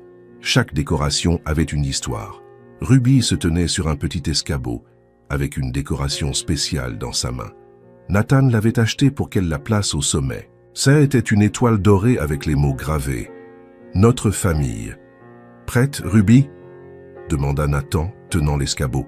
« Prête ». Elle étira et plaça l'étoile tout en haut du sapin. Elle était parfaite, brillant au-dessus de toutes les autres décorations. « J'ai réussi !» Nathan la prit dans ses bras, la descendant de l'escabeau.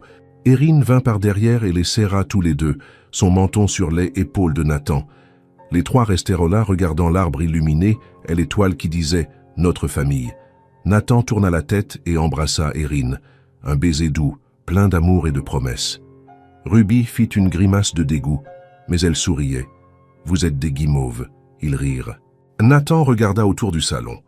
La maison qui, un an auparavant, était vide et solitaire.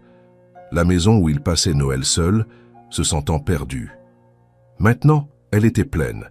De rires, de jouets, de photos, de souvenirs, de famille. Erin appuya sa tête sur son épaule. Ruby les serra tous les deux. Dehors, la neige recommençait à tomber sur Paris. Les lumières de la ville brillaient en bas. Mais à l'intérieur de cette maison, finalement, il y avait un vrai foyer. Un foyer construit non pas de briques ou d'argent, mais d'amour, de patience, de confiance et de courage de croire. Erin regarda Nathan et murmura « Merci de ne pas m'avoir abandonné ». Il l'embrassa sur le front. « Je n'abandonnerai jamais aucune de vous. » Ruby bâilla. « Je peux ouvrir un cadeau aujourd'hui, juste un ?»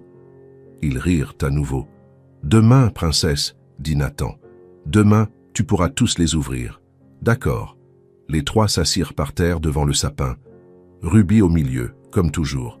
Erin d'un côté, Nathan de l'autre. Et ils restèrent là, juste existant ensemble. Une mère qui s'était battue seule toute sa vie et avait finalement trouvé du soutien.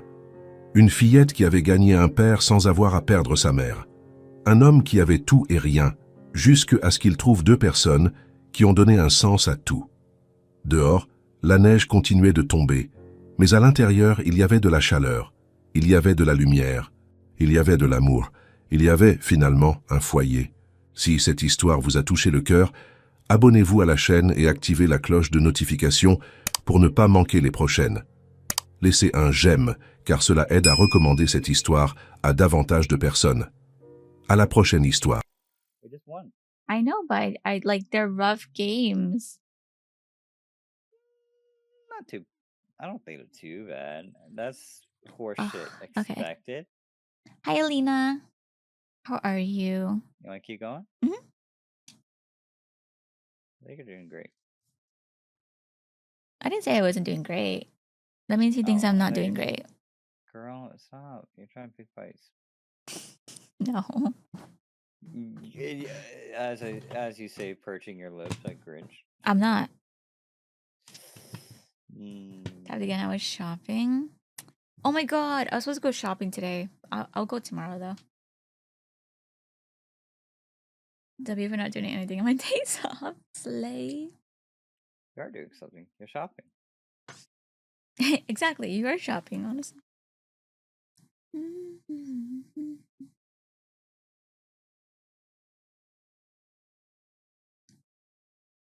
Hmm.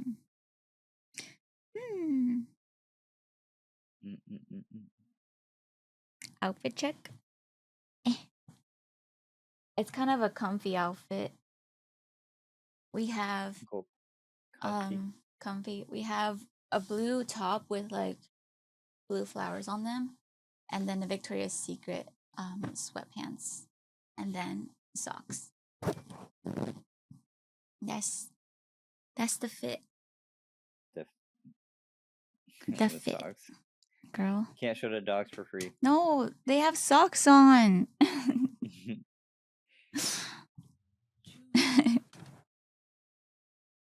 Cute fit. Thank you. Paris so, because the other two options are kind of I don't think anyone chooses Atlas. As someone chooses I'll- Atlas.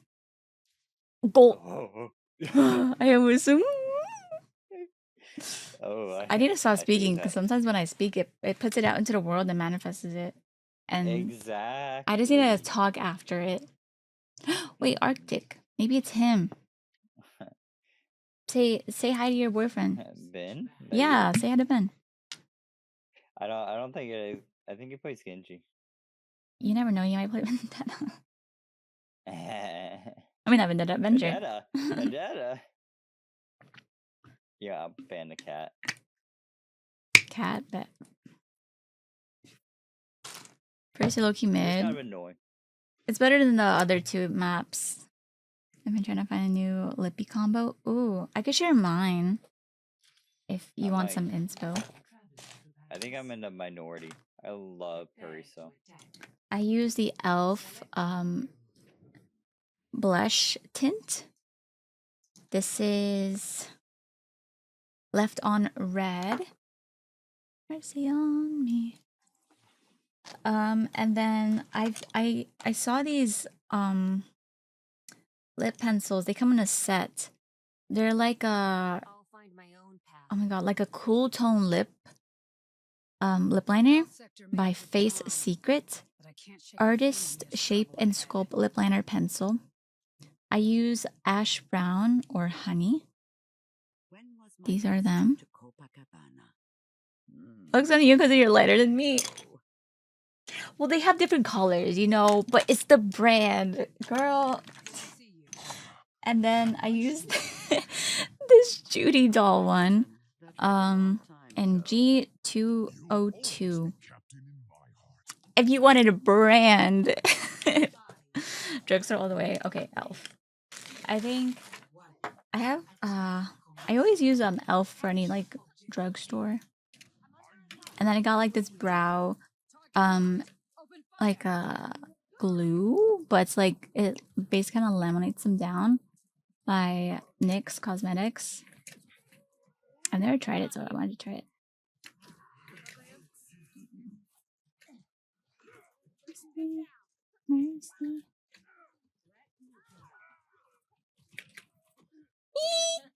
Oh shit! Where are you?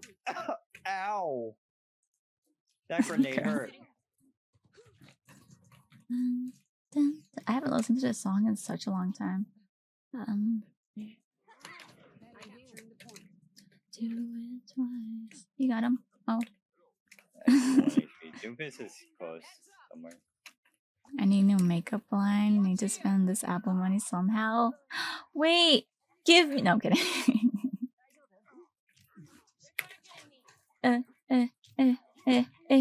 No. Let's have my cookie. Yes. He didn't kill you, did he? Yeah, he killed me. I'll murder him.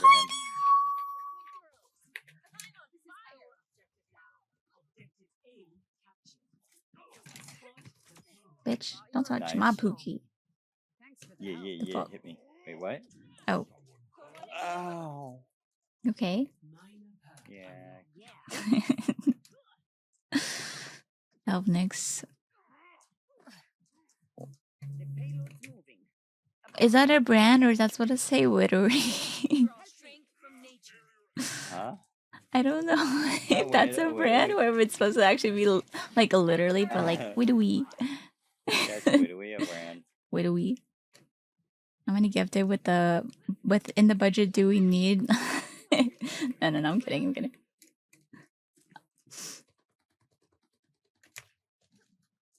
No, but tell me why makeup be so expensive. Oh. Is that Cassidy above? Yeah. There's one. Oh no. I'ma go. Mind you. Where are you? Oh. Soma, I was lying! Oh, so she was just lying to get gifted subs. No, I'm not lying that the makeup is expensive. But I was like just playing around. Boy. 5 gifted. Me when I lie. That's crazy. Thank you for the 5 gifted, Soma. What the fuck? W gifted. So much money.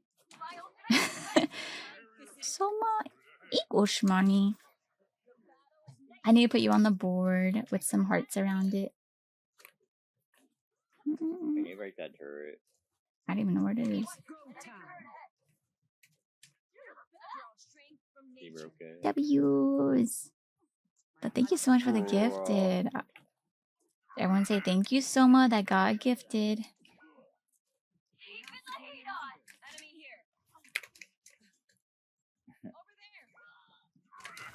I think that Cassie just missed all like 3 shots on Anna. Oh, I thought she was going the other way. Fuck me, I'm Respawn Simulator now. I'm climbing up a tree. Wait, can I climb this? Oh my god, it can! Sorry. Pulling around. Talking about makeup and lips. I've been trying to find dupes for this combo. So I want to spend $50 for a lip combo? No, fuck that shit.